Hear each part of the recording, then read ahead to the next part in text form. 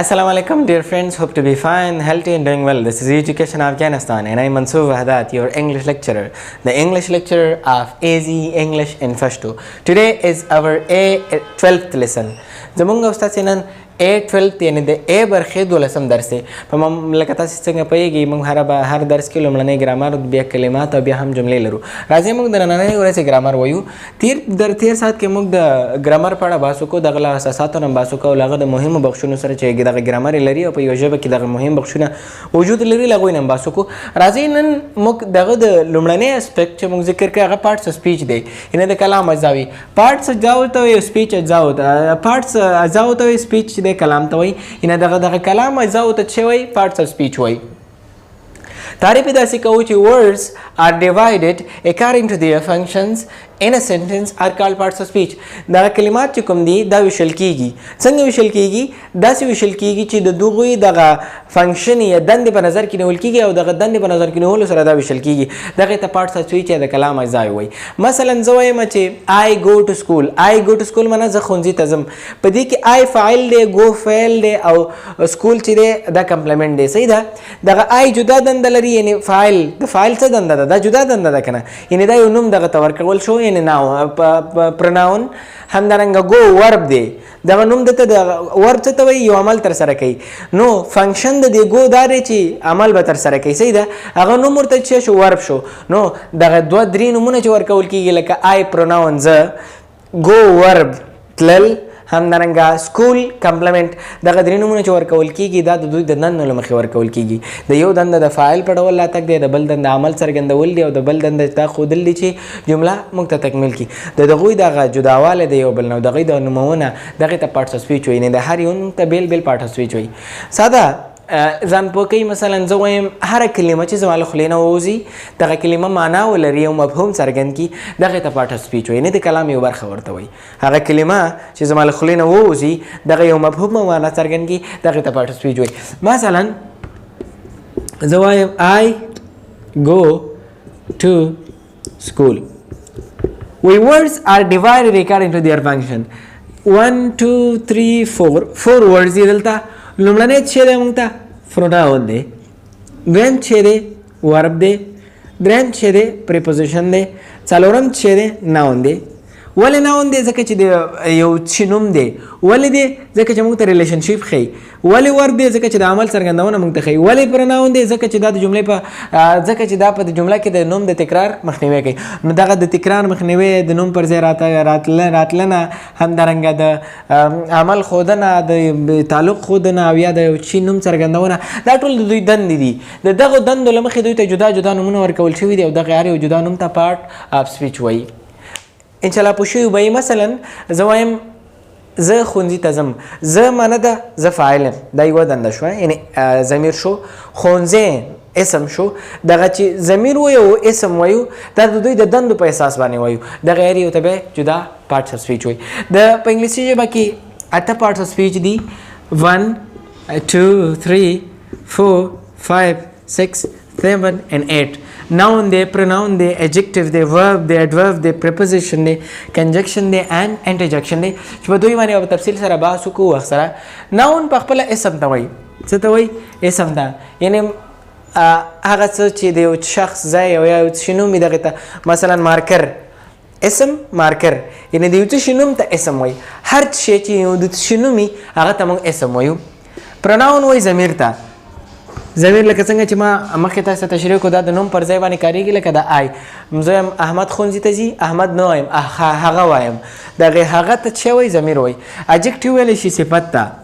لکه مثلا وایم احمد is a good student. احمد یو ښه شاګرد دی. دغه ګوډ یعنې ښه والی د ده چې دی دا دغه صفت دی.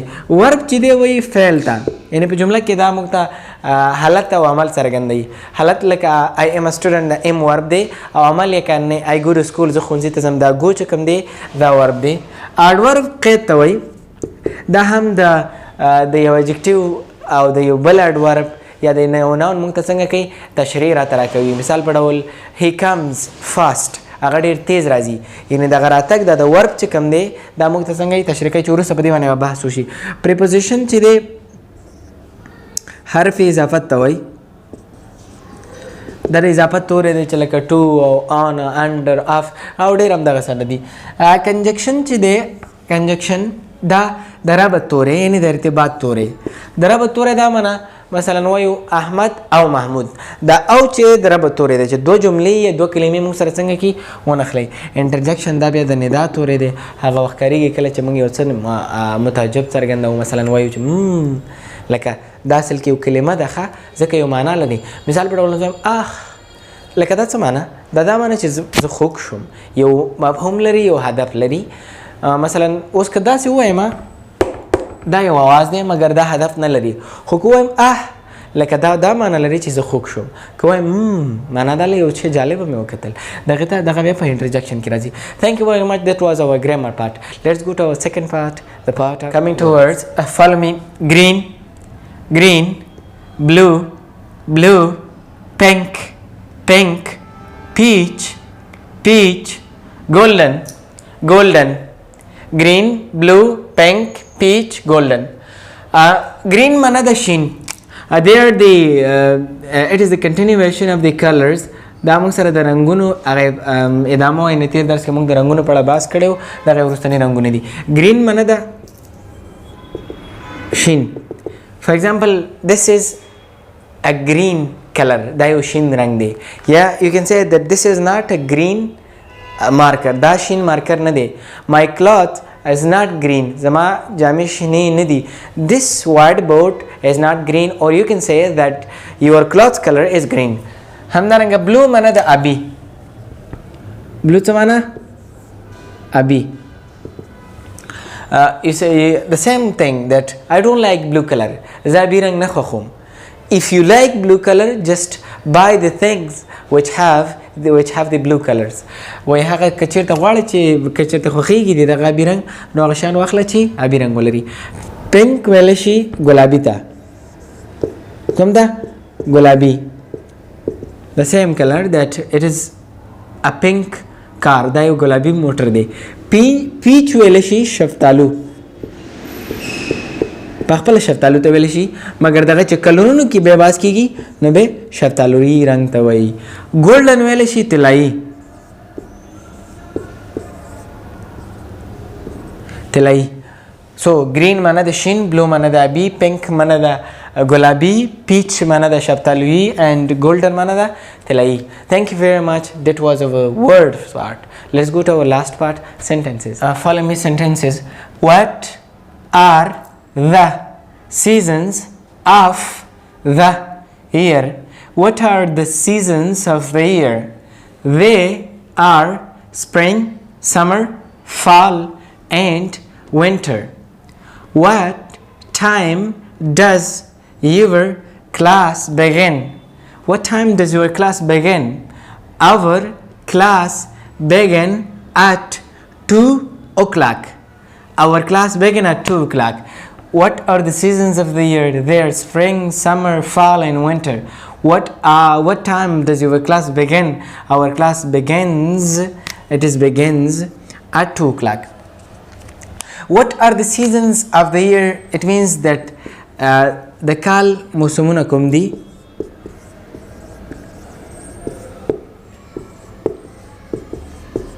What are the seasons of the year? د کال موسمونه کوم دي؟ یعنی کوم دي؟ څو دي؟ کله چې غواړئ چا نه پوښتنه وکړي د کال موسمونو په اړه نو what are the seasons of the year?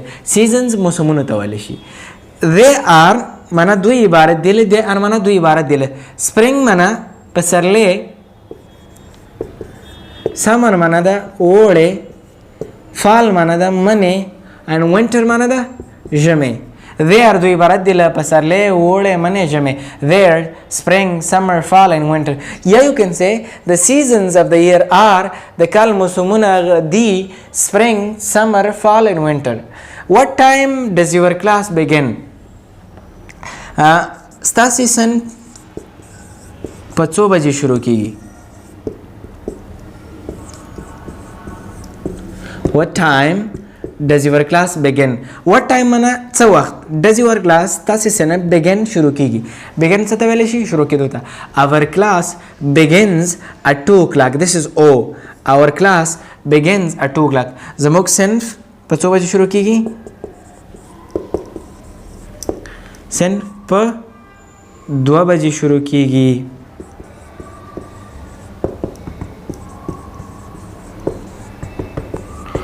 ګورئ ښه دغه our class دلته begin راغلی، دلته begins راغلی. دا اس ولې راغلی دی؟ هر کله چې په جمله کې دغه فاعل یعنی اول کس راغلی او دا یو یعنی که دا کلاس او که کلاسز جمع را بیا دا اس نه راځي. کله که دا یو یعنی مفرد و نو دغه وخت کې دغې نه وروسته کوم فعلونه په ساده حال زمانه کې هغه باید څه اخلي؟ اس اخلي. So what are the seasons of the year؟